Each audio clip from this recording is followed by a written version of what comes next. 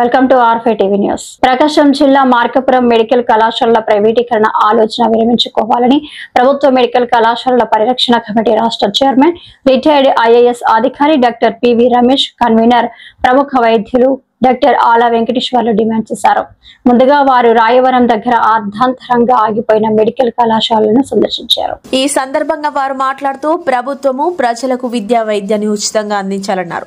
ప్రభుత్వ ఆధ్వర్యంలో కాకుండా ప్రైవేట్ విధానంలో మెడికల్ కళాశాలను నిర్వహించడం వల్ల పేద విద్యార్థులు, మెరిట్ విద్యార్థులు, ఎస్సీ, బీసీ, ఎస్టీ విద్యార్థులు తీవ్రంగా నష్టపోయే ప్రమాదం ఉంది. 10 మెడికల్ కళాశాలలో ప్రైవేటీకరణ చేయడం వల్ల సుమారు 6,000 సీట్లు అర్హులైన వారికి అందకుండా పోతాయని, ధనవంతులకు మాత్రమే ఇవి అందుతాయన్నారు. ప్రజల అభిప్రాయాన్ని గుర్తించి ప్రభుత్వము మెడికల్ కళాశాలను నిర్వహించాలన్నారు. దేశంలో ఎక్కడా లేని విధంగా మన రాష్ట్రంలోనే ప్రభుత్వ ఆస్తులను ప్రైవేట్ పరచడం శోచనీయమన్నారు. ఈ కార్యక్రమంలో co convener Vallamreddy, Lakshmareddy, Korvi Vinay Kumar, doctor Vasundhara, Janajnana Vedika రాష్ట్ర ప్రధాన కార్యదర్శి సురేష్, సమాజ్వాద్ పార్టీ రాష్ట్ర అధ్యక్షులు పాషం వెంకటేశ్వర్లు, హైకోర్టు అడ్వకేట్ శ్రీదేవి, స్థానిక సిపిఐ, సిపిఎం నాయకులు అంతే నాసరయ్య, సోమయ్య, రమణ, ఉపాధ్యాయ సంఘాల నాయకులు నల్లబోతు శ్రీనివాసులు, పెద్దన్న తదితరులు పాల్గొన్నారు.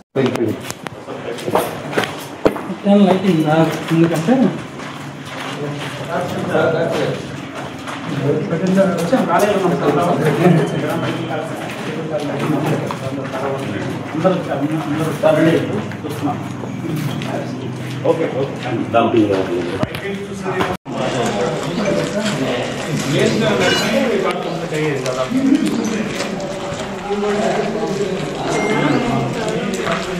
హైవే నేషనల్ హైవే 765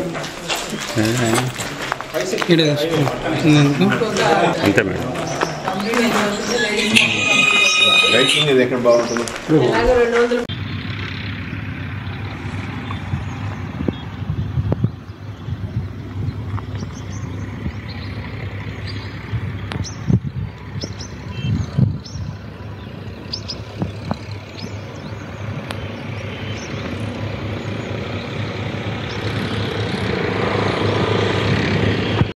నా పేరు డాక్టర్ ఆల వెంకటేశ్వర్లు. నేను గవర్నమెంట్ మెడికల్ కాలేజీల పరిరక్షణ కమిటీ కన్వీనర్గా ఉన్నాను. ఇది అంతేకాకుండా మెడికోస్ పేరెంట్స్ అసోసియేషన్కి అధ్యక్షుడిగా కూడా ఉన్నాను. మెడికల్ విద్యకు సంబంధించినటువంటి సాధక బాధకాలు తెలిసిన వాడిని. ఈరోజు ఒక ప్రైవేట్ మెడికల్ కాలేజీలో విద్యను అభ్యసించాలంటే ఒక్కొక్క విద్యార్థికి 75 లక్షల నుంచి 1.5 కోటి దాకా అయ్యే అవకాశం ఉంది. అంత ఖర్చు పెట్టగల స్తోమత ఇవాళ సమాజంలో కనీసం 5% మంది కూడా లేదు. అట్లాంటప్పుడు ప్రభుత్వం మొదలుపెట్టినటువంటి ఈ యొక్క ప్రభుత్వ మెడికల్ కాలేజీని దాదాపు 50% ఇక్కడ పూర్తయింది. దాదాపు 56 ఎకరాల్లో నిర్మాణం జరుగుతుంది. ఇటువంటి దాన్ని ఈ ప్రభుత్వమే పూర్తి చేసినట్లయితే ప్రజలకు పూర్తిగా ఉచిత వైద్య సేవలు అందించవచ్చు. అట్లాగే 100 మంది విద్యార్థులకు ఉచితంగా వైద్య విద్యను అందించవచ్చు.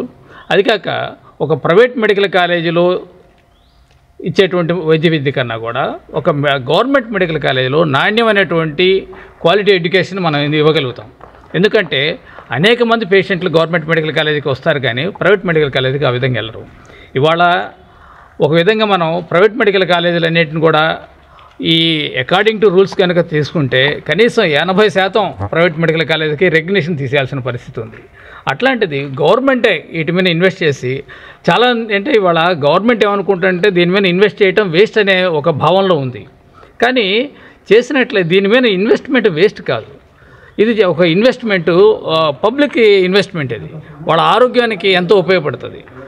మనం ఇక్కడ ఒక 50 కోట్లు ఖర్చు పెట్టామంటే దాని నుంచి కనీసం 200 కోట్ల విలువైనటువంటి ఆరోగ్య సేవలు మనం పొందవచ్చు అనమాట. కాబట్టి ఆ విధంగా ఆలోచించాలే తప్ప ఇది పెడితే మాకేమొస్తుంది. ఇంకా ఇవాళ ప్రైవేటు పీపీపీ విధానం ఏంటంటే ప్రభుత్వ ఆస్తుల్ని ప్రైవేటు వ్యక్తులకు పంచిపెట్టేటువంటి ఒక ప్రోగ్రాం.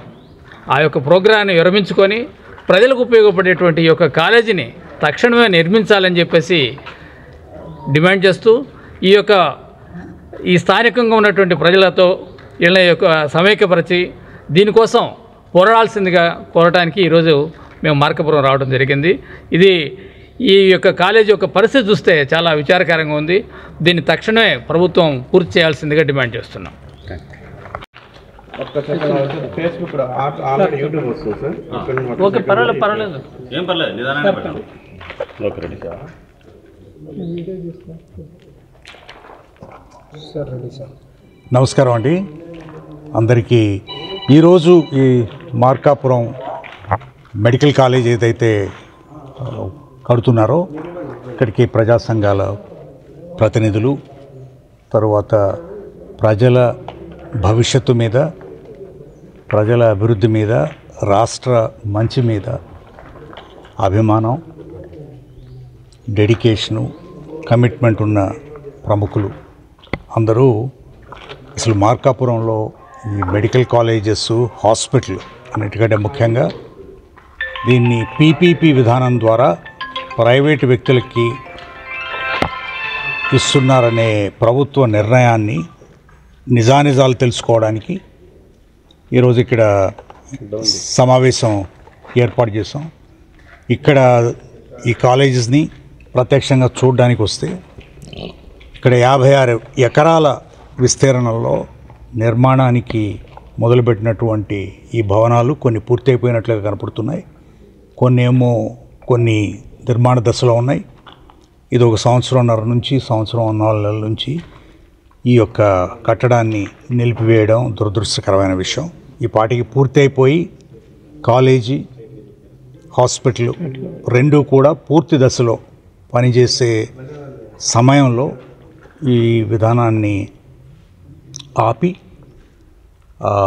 ఇది ముఖ్యంగా మార్కాపురం ప్రాంతంలో ఈ చుట్టుపక్కల నివాసులందరికీ, కొన్ని లక్షల మందికి, ఈ అసెంబ్లీ, పార్లమెంటరీ కాన్స్టిట్యున్సీస్లో నివసిస్తున్నటువంటి పేద ప్రజలందరికీ కూడా ఈ యొక్క ఆసుపత్రి ద్వారా ఆరోగ్య సహకారాలు, ఆరోగ్య పూర్తి అడ్వాన్స్డ్ ఫెసిలిటీస్. మెడికల్ కాలేజీ యొక్క ముఖ్య ఉద్దేశం ఏమిటంటే అదొక ఉన్నతమైనటువంటి ఆసుపత్రిగా ఇక్కడ అన్ని డిసిప్లిన్స్కి సంబంధించినవి, ఒక సర్జరీ నుంచి, మెడిసిన్ నుంచి, అడ్వాన్స్డ్ సూపర్ స్పెషాలిటీ కేర్ వరకు అందరికీ ఆరోగ్యం అందించే విధానంలో ప్రభుత్వం యొక్క ముఖ్యమైన బాధ్యత. కాబట్టి ఇది ప్రజలకు చాలా ముఖ్యమైనటువంటి వ్యవస్థ, ముఖ్యమైనటువంటి సర్వీస్.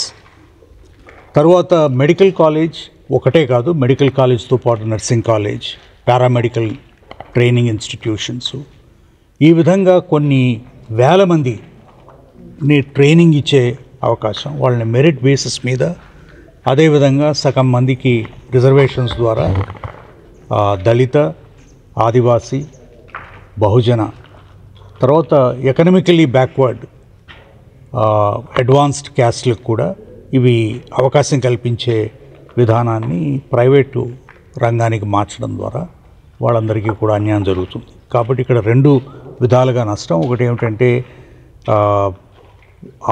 ఆరోగ్యం ఏదైతే అందరికీ అందుబాటులో ఉండాలనేది రాజ్యాంగం యొక్క నిర్ణయించినటువంటి హక్కు, ఆ రాజ్యాంగ హక్కుని ఉల్లంఘించడమే కాకుండా అది ప్రైవేటు వ్యక్తులకు ఇవ్వడం ద్వారా ఉన్న ఆరోగ్యం మీద ఉన్నటువంటి ఖర్చులు పెరిగిపోవడం, ప్రభుత్వం ద్వారా వనరులు ఏదైతే ప్రజల నుంచి వసూలు చేస్తున్న వనరులు, ప్రజల నుంచి వసూలు చేస్తున్న పన్నులు ఏదైతే ప్రజల కోసం ఖర్చు పెట్టాలో వాటిని ప్రైవేటు వ్యక్తులకు ఇవ్వడం ద్వారా ప్రభుత్వం నిర్ణయాలు సరైనవి కావని మేము భావిస్తున్నాం. అదే విషయం గురించి మేము అందరికీ, ప్రజలకు కూడా ఈ విషయాలు తెలియజెప్పాలనేది ముఖ్యమైన అంశం. ప్రజల్లో చైతన్యం తీసుకుని వచ్చి ప్రజల్లో అసలు వారికి ఉన్న హక్కులు ఏమిటి, ఆ హక్కుల్ని ప్రభుత్వాలు ఎంతవరకు సఫలీకృతం చేస్తున్నాయి లేకపోతే కాలరాస్తున్నాయి అనే అంశాలని ప్రజలకు విశదీకరించాలనేది మా యొక్క ముఖ్య ఉద్దేశం.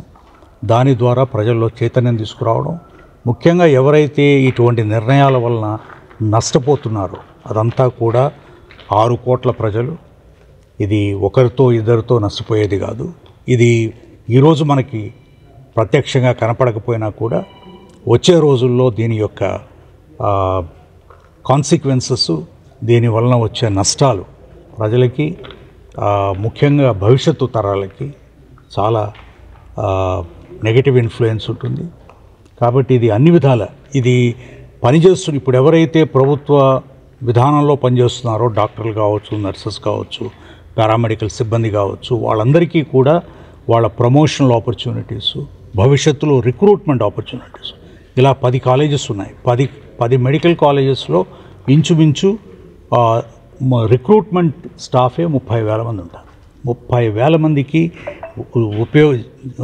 ఉపాధి కల్పించే అవకాశాన్ని ప్రభుత్వం కోల్పోతుంది. ఇవన్నీ కూడా పూర్తి చేయడానికి చాలా తక్కువ సమయం అవసరం.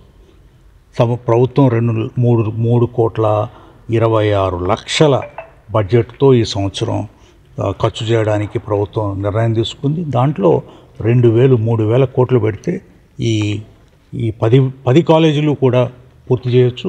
ముఖ్యంగా ఈ కాలేజీకి ఇంకొక 150-200 కోట్లు ఖర్చు పెట్టినట్లయితే ఇది పూర్తయిపోతుంది. కాబట్టి డబ్బు గురించి సమస్య కాదు, ఇది ఏమిటంటే చిత్తశుద్ధి, ప్రజల మీద ఉన్నటువంటి ఆపేక్ష, ప్రజలకి మంచి చేయాలనేటువంటి కోరిక ప్రభుత్వాలకి ఉన్నట్లయితే ఇటువంటి నిర్ణయాలు తీసుకోవాలని మేము అనుకుంటున్నాం.